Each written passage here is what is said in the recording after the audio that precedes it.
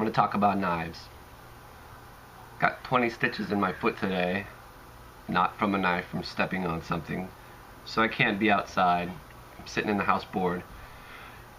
Thought I would help people out there in the market for bushcraft blade find something that they may like. I'm going to start off with the infamous Mora Companion. I guess any Mora is kind of infamous, but the Companion is the one I see a lot of, especially because of the price. This here is a Mora Companion. Very, very, very lightweight. Allows for awesome neck carry. You hardly know it's there. Can't stand having something heavy around my neck. The plastic sheath, really not a whole lot of complaints, except for, of course, it's cheap. Does have a water hole. This is a carbon steel blade, which to me I find valuable. This I don't know, maybe $10.95. Not totally sure on the Mora. Don't care to do that much research on it, but it does spark off a flint. It's pretty narrow, which allows for nice woodworking. Scandinavian grind, which also is amazing for woodworking. This is very strong, even though it does not have a full tang. The full tang is where the blade runs all the way to the end. This also tapers in there, so somewhere in here, probably about right there, this metal ends and it just becomes this molded plastic, which I think feels great, but is it very strong? Probably not. I definitely have seen some broken ones, and I've seen videos on people making makeshift handles for broken ones, so obviously they do break. I've batoned the hell out of this thing on pine with big nasty knots, and it holds up pretty dang well. This is my beat to crap knife, and it seems to hold up pretty good. So less than $15, excellent way to get into bushcraft knife.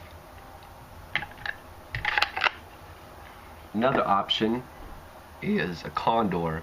Condor makes very inexpensive blades. I think they're all made in El Salvador. Not sure company's stance on, much of anything other than that they have very inexpensive blades.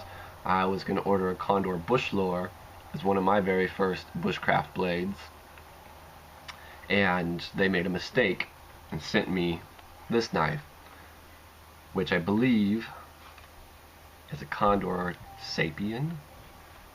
Not entirely sure on that name. I'd have to double check. I'll put it in the notes here on YouTube if I'm wrong.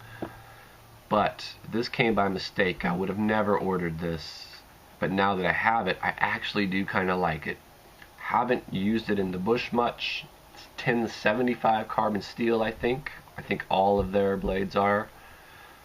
What I like about this is that it's almost, like a, I don't know, Mora, I guess. The size, they're pretty close. Nice narrow blade for woodworking. Scandinavian grind.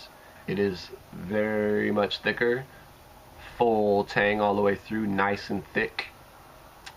Pinned wood handle. So, step up above, I would say. Mora believers, they don't think much as a step above Mora. But this would definitely make a sturdy, good bushcraft knife. Would it be the choice of mine? It wouldn't be mine, but for somebody it could be the perfect knife to get into bushcraft. The handles kind of come dry, unfinished. Put some linseed oil on there, something like that. You could fix this up to be beautiful. I have really done nothing with it except for I tried to sharpen it. It came as dull as the back of this thing. Anyway, that's it. Condor Sapien, I believe. Comes with a nice leather sheath. Not super nice, but it is a nice leather sheath. For $30 this thing runs, so not a bad option. Finally, they sent me what I ordered, the Condor bush lore, but it wasn't this one. The one they sent me had a big dent down here, was extremely dull, had some kind of nicks in the handle, and I messaged them saying I think I got a defect. I sent that back and they sent me this one. It looks like somebody took some time to actually pay attention to detail and maybe even put a secondary bevel on the Scandi grind, which just means, you know, if you don't know about sharpening, they sharpen it a little bit more. To make sure it was dang sharp when it came. It is very sharp. I haven't sharpened it, which is super rare to get a Condor that's sharp. This is a kind of mimicking the traditional woodlore knife, not kinda, it is mimicking the traditional woodlore knife, which is very, very, very popular knife that Ray Mears used. His is probably $2,000, this one is $30. The steel is $10.75, definitely not really comparable to Ray Mears' knife, but, so that's, you know, I'm not saying, hey, $30 or $2,000, but you get the idea.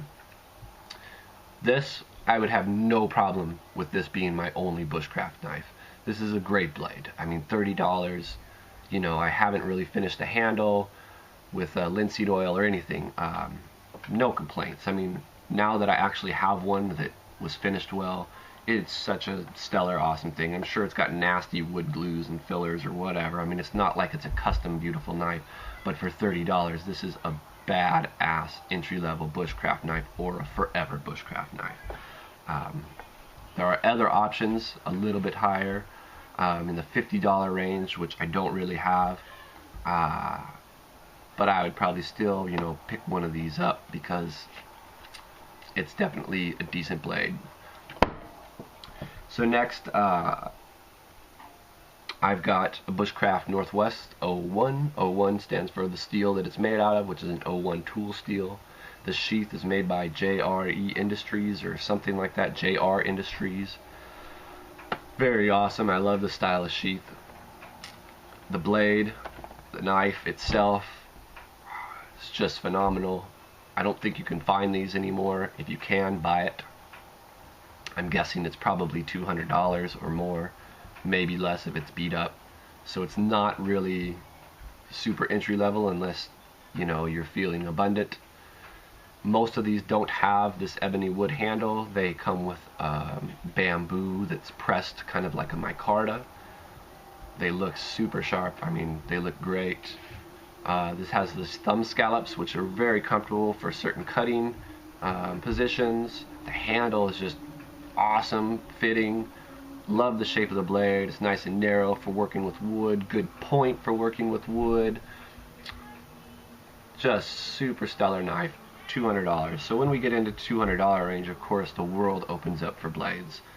But what I really am going to focus on telling you about this here is that what I'm looking for is a great handle. If I'm going to be working with this a lot, I don't want blisters. I want a good feeling handle, nice quality steel, and I'm looking for a Scandinavian grind. Lots of people differ, but for me it seems to work better with working with wood. Easier to sharpen, especially out in the field. This is a great size knife. I love it. Bushcraft Northwest 01. And that same type of range, extremely popular blade for bushcrafting is called the Blind Horse Knives Bushcrafter. This comes with an excellent sheath as well. This one was a dangler. I took the dangler off. I like to carry things on my belt. The blade itself is an 01 tool steel. There might be other options, but I choose 01. I tend to always choose 01. You know, everyone's got their preference, but I like 01 steels. The handle's canvas micarta.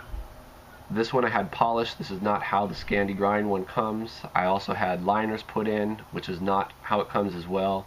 I think these are about $165 worth every single ounce, and there's a lot of ounces in this. This thing is beefy, it's heavy, you know it's in your hand. The handle is beyond comfortable. I just want to hold it because it feels good. There may be someone out there that can complain about it, but I just think the handle is awesome. The shape is very cool. I like how the tip is straight through the center line of the blade, adds a nice balance. It's not very pointy for getting in there and doing tiny detail, but I bet you I could do almost anything with this knife. It is very thick. which just adds to the, you know, indestructible, but it's definitely a thick blade. There may be some drawbacks to that, but that's a whole nother topic. This is probably hands down one of the most common, popular $170, $150 range bushcraft knives. Blind horse knives, Bushcrafter. Scandinavian grind is what I chose, comes in full flat grind. This thing is awesome. And we probably didn't focus it all on there, but such a beautiful knife. The specs you can look up, it's Blind Horse Knives. Great option. My number one pick out of all these, which there is a 3-year waiting list for to get unless you can find one on the used market, is a Skookum Bush tool. Rod Garcia makes these. As far as I know, he's probably booked up so much it's the only knife he makes. I love the sheath. Some people call it the ugliest sheath ever made. I think that's awesome. It's very unique, kind of primitive looking, which I really dig. I do wish there was a place for a fire steel, but it was designed more for neck carry than belt. That's why I've created this little deal with the paracord here, because I prefer belt carry. When I do neck carry this, I just run a cord right there, hang it off. The retention's awesome. The knife itself, I'm not going to review it because I'll talk forever about it, but it's beautiful. It's just phenomenal. This is not an 01 tool steel. It's a 3V. I'm still on the waiting list. 3 years for my 01. Can't tell you enough about this. It's not too thick. It's not too thin. It's not too thick this way. It's got a nice point. Probably too fine of a point, in my opinion. I wish there was a way around that. I'm always kind of... Anyway, let's not go there. It's nice to have a nice point, but too fine of a point in a Scandi grind, maybe not. Anyway, this is extremely highly sought after. Again, waiting list is 3 years. If you buy one on the secondhand market, it's likely to be more than it is if you actually bought it from the knife maker. My choice completely. Are you going to get one? Maybe not. Point is, the shape of the handle, the feel of the handle is perfect for me. Not too thick, not too narrow. Scandinavian grind, nice point, not too long. This isn't a big chopper. We're not killing zombies. This is an excellent choice. So if you find something similar to that for a good price that you can afford, that may be a good option. The other thing on here that I like to always have with me is some sort of a multi-tool. This is Leatherman Wave. This is a Victorinox Super Tinker. Both of these are totally invaluable, especially the Leatherman, because it does have all the tools that I like to use: the saw, scissors, and pliers, plus the knife. This I just got more for pocket carry when I'm in town, but I do take it out with me all the time. Can opener, it's got everything that I want except for a saw. Anyway, these two things along with a good knife, you got a lot of stuff covered. One thing I encourage you not to do in choosing a bushcraft knife is to buy something like this. Sorry if you like this. I think it's kind of cool and all, you know. This is a Gerber Ultimate Survival Tool, and you know, for a teenage boy or something like that who's just out goofing off, it might not be a bad option. Or if you hardly ever go out in the woods and you just kind of want a knife that, you know, to do some random stuff, this might be kind of cool or whatever. But I don't know, you know, 50 bucks, I'd pick something else. The most awesome thing about this is the features on the sheath, absent from the knife entirely. Having a fire steel on the sheath, that's cool, but that can be accomplished other ways. It does have a sharpener on here, which I'm not even going to go into. Like, okay, let's not even review this thing. Yes, I did waste the 50 bucks on it. I keep this in a bug out bag along with a lot of other shit, in the backup bug out bag. Yeah, I'm not going to review it. I'm just going to say, you know, I wouldn't go with something like this at all for a bushcraft knife. This is kind of more gimmicks than functionality. I've heard that the tool steel, or the steel, maybe not even tool steel, is pretty flimsy, crappy China stuff. Although China does make some really good knives. This would not be my choice for $50. I'd be much better spending $30 on this and using a wrap like this to wrap a fire steel on it. You know, it's I feel like it's going to last a lot longer. This thing will be around, hand it to my kids, whatever. This plastic crap could all break, the blade could bend. I just don't think it's worth much of anything, really. I keep it around because I'm not a klepto, but whatever it is, hoarder. Anyway, looking for more of a real survival knife, if that's what you're looking for, is a bush knife slash survival knife, you can definitely look at the Esee. And this Esee doubles as a bushcraft blade slash shit hits the fan knife. This thing's definitely indestructible. And if you can destruct it, they'll give you a new one. Even if you told them I did it on purpose, they'll probably give you a new one. It's idiot proof. This thing's 1095 carbon steel. I put a convex on it, full flat grind. Micarta, freaking tank of a knife. It's awesome. It's not super heavy. I didn't mean tank in that, but it's just like, holy crap. I have no fear of destroying this knife. I usually take it when I know I've got a lot of heavy work to do in the woods. Or winter stuff. I like to take it winter because I don't like to dirty up my fancy little expensive blades here. Although this is still running, you know, $125 or somewhere in that range. Don't quote me on price. It's made by Whirlwind Manufacturing. I think they're in Idaho. Esee knives, I'm not sure where they're from, but they're the designers. They design amazing, awesome knives. They also have, you know, jungle training. Lots of people use this for bushcraft. It wouldn't be my #1 choice because of the shape of the blade and because it's not a Scandi, but I'm not anti full flat grind at all. I think it's awesome. But for woodwork, I would choose a different knife. But if this is the one you want to go with, man, you've got it made. There's no issues with it. You'll love it. Kydex sheath, badass. This is kind of a companion that I carry with those all the time, with any knife. This is always on my bag. Would this be my one and only bushcraft blade? No, but if it was, so be it. I'd function with it. This is an Esee Azula.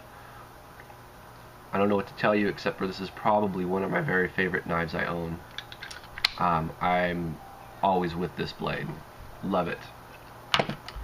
Another blade you probably don't want as a bushcraft knife, but you know, is tempting when you're first looking at knives.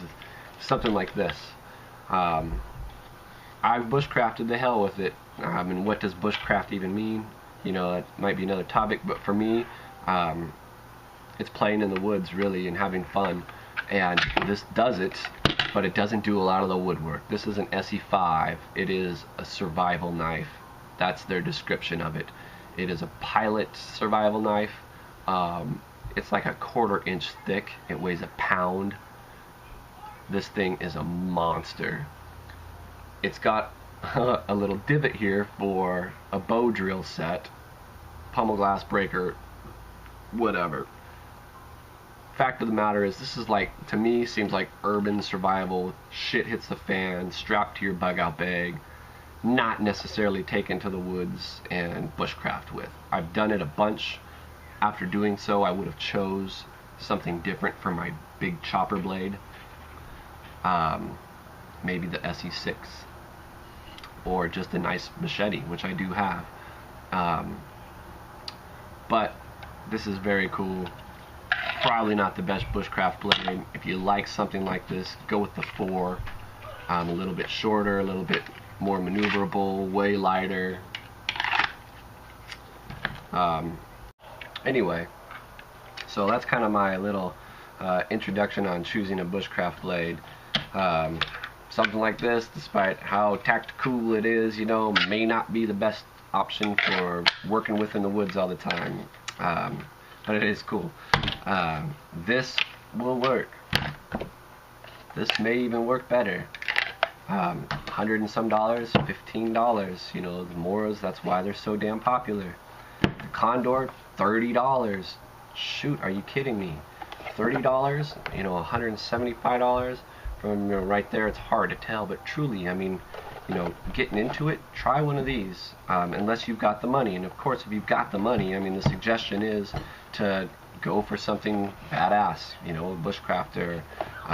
If you're in that $160 range, a lot of doors become open to you, but that's a good place to start anyway. Start looking.